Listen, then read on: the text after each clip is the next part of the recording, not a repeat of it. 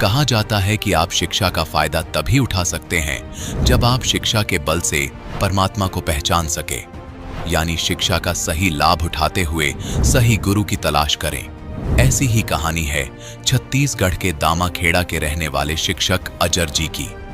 अजर जी कई सालों तक गायत्री परिवार से जुड़े रहे और परमात्मा की तलाश करते रहे। अजर जी के जहन में हमेशा ही ये सवाल आते थे कि पूर्ण परमात्मा कौन है और वह कैसे मिलेगा। दर्शकों, अजर जी का कहना है कि मेरी जिंदगी तब बदली जब मुझे संत रामपाल जी महाराज की शरण मिली। मैं संत रामपाल जी महाराज की कृपा से पूर्ण रूप से सुखी हूं। आइए जानते हैं कि आखिर अजर जी को संत रामपाल जी महाराज से नाम दीक्षा लेने के बाद क्या अद्वितीय लाभ मिले। सुनते हैं अजर जी की कहानी, उन्हीं की जुबानी।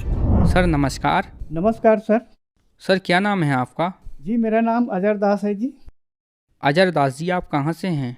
मैं छत्तीसगढ़ का निवासी हूँ जी, जिला बालोद, ग्राम बिटाल का रहने वाला हूँ। अजर दास जी, आप क्या काम करते हैं? जी मैं शिक्षकी व्यवसाय से जुड़ा हुआ था, क्योंकि मैं आज रिटायरमेंट हो चुका हूँ। अजर दास जी, संत रामपाल जी महाराज जी से नाम उपदेश आपने कब लिया? जी मैंने 6 सितंबर 2013 को गुरु जी की शरण में आया हूँ। सर, संत रामपाल जी महाराज जी से नाम उपदेश लेने से पहले आप क्या भक्ति साधनाएं करते थे? गुरु जी के शरण में आने से पहले मैं कबीर पंथ से ही जुड़ा हुआ हूँ, दामाखेड़ा पंथ से, क्योंकि हमारा परिवार पहले से ही उसी पंथ से जुड़े थे और उसी के पंथ में जो चौका आरती करते थे और जो भी वहाँ संध्या आरती होती थी उसी से मैं जुड़ा रहा। क्योंकि हम शिक्षकी व्यवसाय से जुड़ा था, प्राइमरी स्कूल के मैं हेड मास्टर रह चुका हूँ, तो बच्चों को मैं पढ़ाता था कबीर के दोहे। तो उसमें एक बहुत अच्छा एक साखी था कि दुख में सुमरन सब करे, सुख में करे न कोई, जो सुख में सुमरन करे तादुक काहे को होए। तो मेरे मन में बार बार ये प्रश्न आता था कि सुमरन शब्द है और सुमरन माने याद करना, तो मैं किस बात को याद करें और जिसे सुमरन करने से ही सुख मिलेगी, और वो सुमरन किस बात की है, क्या मंत्र है वो, ये मेरे मन में बार बार एक जिज्ञासा पैदा होता था सर जी। तो मैं कई साधु संतों से मैं पूछता था, मगर कहीं से उत्तर मिलता ही नहीं था।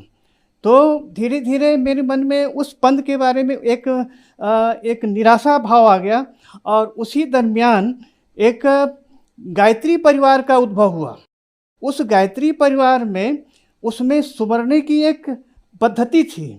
ओम भूर्भुवः स्वः तत्सवितुर्वरेण्यं भर्गो देवस्य धीमहि धियो यो न प्रचोदयात्। इनको सुमरन करने के लिए जो गुरुदेव थे वो बोला करते थे। तो हम लोग उससे जुड़ गए, नैष्ठिक साधक बन गए, केवल सुमरन शब्द से ही। सुमरन, ये शब्द सुमरन करना, इससे हमें सुख मिलेगा। इसी कारण से मैं उस गायत्री परिवार से जुड़ गया और वहाँ एक से एक संगीत, एक से एक प्रेरणा गीत, एक से एक भक्ति गीत उसमें चलाते थे वो लोग, तो उससे मुझे भी थोड़ा अच्छा लगता था। ऐसे ही वहाँ यज्ञ पद्धति भी होती थी, यज्ञ से हम लोग कराते थे, अन्य गाँवों में जा जाकर प्रेरित भी करते थे। या एक ऐसी घटना मेरे जीवन में आया सर जी कि एक नया घर मैंने बनवाया। नया घर के उद्घाटन में बहुत चाव से, बहुत माने लगन से मैंने गायत्री मंदिर के जो परिवाजक होते हैं, जो यज्ञ संपन्न करते हैं, उनको मैं बड़े आदर्शपूर्वक बुलाया और कहा कि परिवाजक जी, हमारे यहाँ नया घर है, उसमें आप यज्ञ बढ़िया विधि पूर्वक कर दीजिए, जिससे कि हमको सुख शांति मिलेगी और हमें घर अच्छा लगेगा, किसी प्रकार की कोई हानि यहाँ ना हो, किसी जीव जंतु से किसी प्रकार की हानि ना हो।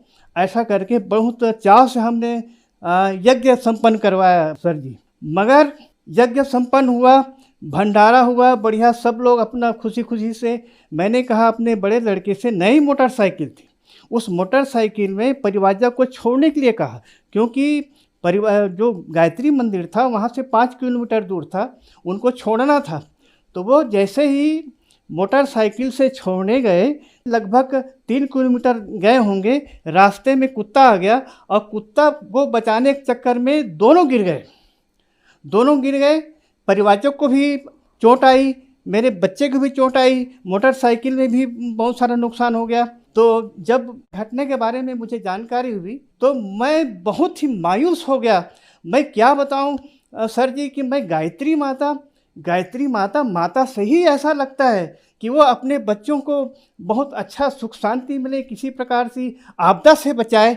मगर माता की हम भक्ति किए, यज्ञ किए, इसके बावजूद भी ये घटना घटित हो गई।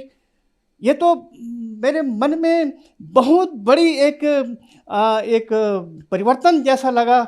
एक घटना से मैं बहुत ही विचलित हो गया मैं, और सोचने लगा कि वास्तव में गायत्री माता है कि नहीं। ये अपने बच्चों को भी मतलब परेशान करके रखती है, तो क्या मतलब ऐसे भक्ति करने से। और वहीं से मेरा मन उचाट हो गया इस लाइन से।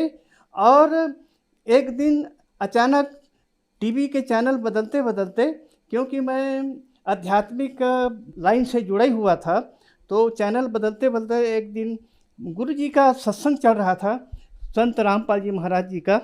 क्योंकि मैं जानता नहीं था संत रामपाल जी महाराज को। 2013 के आसपास छत्तीसगढ़ में बहुत कम इनका प्रचार प्रसार था। तो उसमें एक कबीर सागर के बारे में उल्लेख था। चूँकि मैं कबीर पंथ से जुड़ा हुआ था दामाखेड़ा से, कबीर सागर के उसके चौपाई से, उनके साखी से, उनके शब्द से चूँकि मैं परिचित था। कबीर साहब से ही मैंने मान लो वो शब्द लिखा है, तो एक मन में एक अलग भाव आ जाता है। तो वो कबीर सागर के बारे में एक उंगली से गुरुजी दिखा रहे थे, तर्जनी उंगली से वो शब्द का वो रेखांकित कर रहे थे, उनको शो कर रहे थे।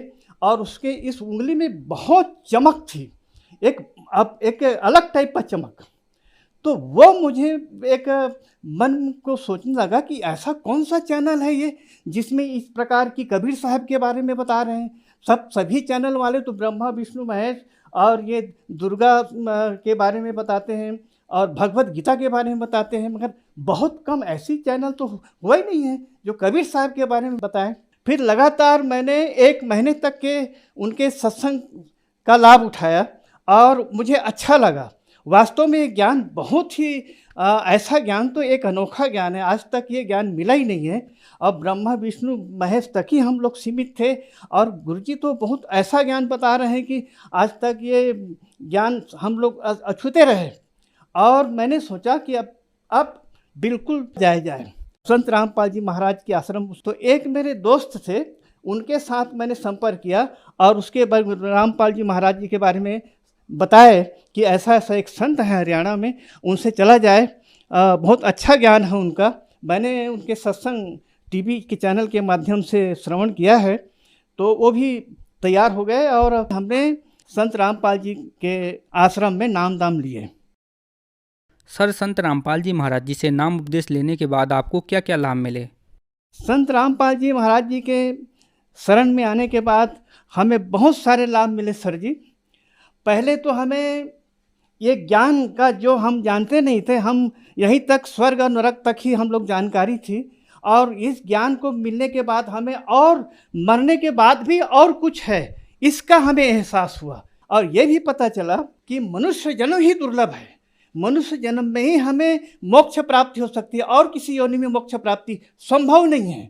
इसीलिए मनुष्य मानव जन्म दुर्लभ है, मिले न बारंबार, तरवर से पत्ता टूट गया बहुरन लागे डार। ये जो अमूल्य मनुष्य जन्म की जो कीमत है वो गुरुजी के शरण में आने से ही पता चला। और सर जी, मेरी पत्नी, नाम तो वो लिया नहीं था, मैंने नाम लिया था, और उनकी अचानक दर्द हो गई। दर्द होने से हमने डॉक्टरों के पास दिखाया। डॉक्टरों ने चेक करके कहा कि भाई इसमें गांठ है और इस गांठ को इनका बायोप्सी करना पड़ेगा। और वहाँ बहुत बड़े एक भिलाई में बहुत बड़ा पैथोलॉजी है, सुधीर पैथोलॉजी, वहाँ जाके ले जाना पड़ेगा। तो वहाँ से निकाल के दिए। वहाँ जाने के बाद वो लोग भेजे बॉम्बे, और वहाँ से फिर उनका चेक करके आए तो पता चला कि ऐसा कुछ नहीं है। जब ये लोग ले जाते थे तो चूँकि मैं गुरुजी के नाम दाम ले चुका था, तो मैं सुमरन करता था, हे बंदी छोड़ दया करना मालिक, हे बंदी छोड़ दया करना मालिक, यही मेरा एक प्रार्थना था। तो वास्तव में वहाँ से जब रिपोर्ट आता था उसमें कुछ मिलता ही नहीं था, मगर दर्द, चूँकि दर्द आराम होता ही नहीं था।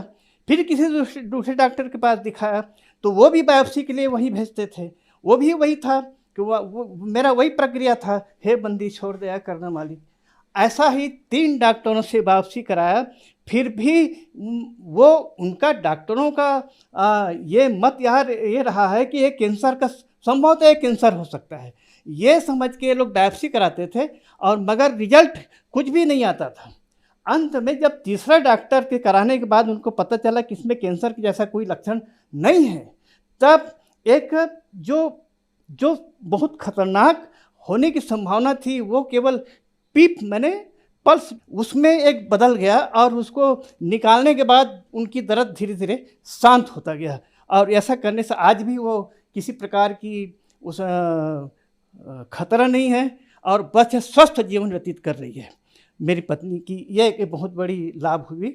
मेरी लड़की है, मेरी लड़की 11 साल की उम्र में उनको एक हार्ट प्रॉब्लम था, बचपने से हार्ट प्रॉब्लम था, मगर 11 साल की उम्र में उनको ओपन हार्ट सर्जरी हुई थी मद्रास में, जो आजकल तमिलनाडु बोलते हैं, वहाँ पे तो उस समय तो ठीक थी। आज उनको करीब लगभग 39 साल व्यतीत हो गया है, माने ओपन हार्ट सर्जरी हुए, मगर फिर भी अब कुछ फिर उनके लक्षण दिखने लगे हैं। और मालिक से मैं बार बार अर्जी लगाता हूँ, प्रार्थना करता हूँ, हे बंदी छोड़, आप ही सबसे बड़े डॉक्टर हैं। अगर कोई इतने बड़े हॉस्पिटल हार्ट का सर्जरी होने के बावजूद भी अगर कुछ और होता है तो आपकी जिम्मेदारी है मालिक, आप ही उसको संभालेंगे, आप ही बचाएंगे, यही मेरा प्रार्थना होता है। मगर आज वो लड़की ठीक है और स्वस्थ है। अब नाम ले चुके हैं, दोनों नाम ले चुके हैं, दोनों भक्ति कर रहे हैं और गुरु जी के शरण में हैं। और एक लाभ मेरे जीवन में हुआ है सर जी, हम लोग मेरे पास एक छोटी सी कार है, उस कार में हम लोग भगत भाई भी थे और मेरे ससुर जी थे, उनके साथ हम लोग एक दिल्ली जा रहे थे। दिल्ली एक हम निकट का शहर है वहाँ पे, और एक पीछे से कोई कार वाले आए, क्योंकि ड्राइविंग मैं कर रहा था, पीछे से कार वाले इतने धड़धड़ाते से आए और वो सीधा मेरे ड्राइवर साइड को ही ठोक दिए, और ठोक करके वो टक्कर होके स्वयं वो कार जो है कम से कम 20 गज आगे वो सड़क के दूसरे साइड में निकल गई, वो खड़ी हो गई और हमारी गाड़ी चल रही थी। मैंने बोला ये इतनी मैंने कैसे, हम तो अपने साइड में हैं भाई, और ये कैसे हमको ठोक के चली गई। ऐसा करके अब जब हम लोग खड़े हुए और वो गाड़ी वहीं पे एक्सीडेंट होके चली गई, गिरे जैसा हो गया था, और हम आके जाके हम जहाँ पे रुकना था वहाँ रुके। तब वो देखे उतर के तो ये पूरा ड्राइवर साइड का जो फाटक है वो पूरा चपट गया था, और हल्का सा मुझे, क्योंकि कुछ ना कुछ खिड़की खुला रहता है, तो यहाँ पे थोड़ा सा टच हुआ था, ज़्यादा मुझे एहसास नहीं हुआ। वो भी वास्तव में उस दिन ड्राइवर का मरना ही था, इतनी बड़ी ठोकर थी कि उस ठोकर को गुरुजी ने बहुत ही आसान कर दिया। और मुझे आज याद आता है, ये वाकई गुरुजी की बहुत बड़ी मुझ पर कृपा हुई है, मुझे एक जीवन दान मिला है, ये मुझे एहसास होता है आज। सर, संत रामपाल जी महाराज जी की शरण में आने के बाद आपको बहुत सारे लाभ प्राप्त हुए। संत रामपाल जी महाराज जी के विषय में एक धारणा है कि संत रामपाल जी महाराज से जो अनुयायी जुड़ते हैं वो अंधश्रद्धा भक्ति के तहत जुड़ते हैं। आप एक हेड मास्टर हैं, आपको देख करके ऐसा नहीं लगता है कि आप भी संत रामपाल जी महाराज जी से अंधश्रद्धा भक्ति के तहत जुड़े होंगे? सर, ये बातें कहाँ तक सही हैं? अंधश्रद्धा वाली बात नहीं है सर जी, गुरुजी के ज्ञान में प्रबलता है, उसमें उनके ज्ञान में इतनी माने एक शक्ति है कि उसमें अंधश्रद्धा वाली बात नहीं, उनके ज्ञान ही अनोखी है।